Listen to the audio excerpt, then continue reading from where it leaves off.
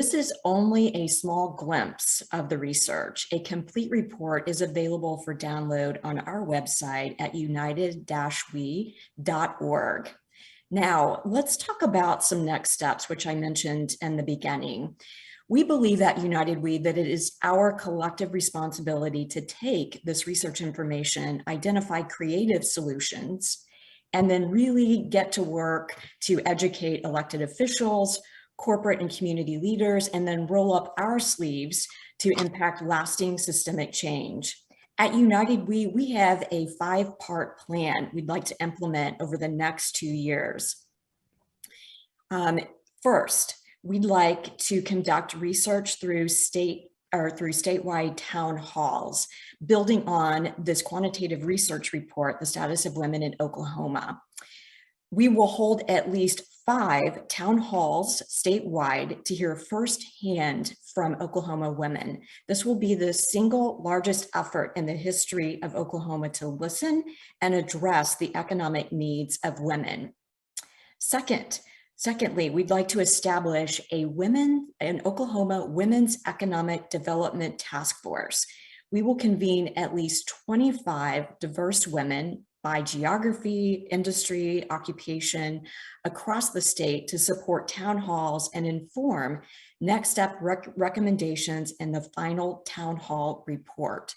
The task forces that we've implemented in Kansas and Missouri have been critical and influential to change. Third, we'd like to research child care licensing requirements county by county and city by city. A significant problem impacting the growth of Oklahoma's economy and workforce development is childcare. We would like to study county and city level childcare licensure regulations, which directly impact affordability and accessibility. This research will build upon a national state-by-state childcare licensing study evaluating state-level childcare licensure requirements that United We will be conducting over the next 2 years with a funding investment from the Ewing Marion Kauffman Foundation. Fourth, we'd like to convene, educate, and advocate.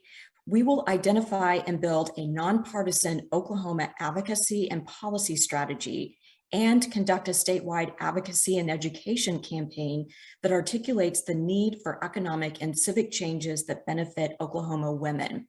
We will create an ambitious yet achievable nonpartisan systems level change agenda focused on women's priority needs and convene women across the state to build momentum for change.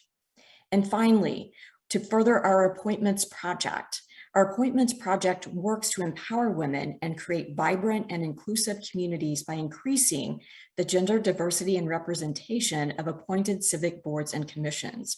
While our program already exists in Oklahoma City, we'd like to expand further across the state at the city, county, and state level to increase gender parity on boards and commissions. All of this work is estimated to cost about $550,000 over the next 2 years, but we cannot do it alone. So we are actively having conversations and seeking funding partners to help execute this important plan in Oklahoma.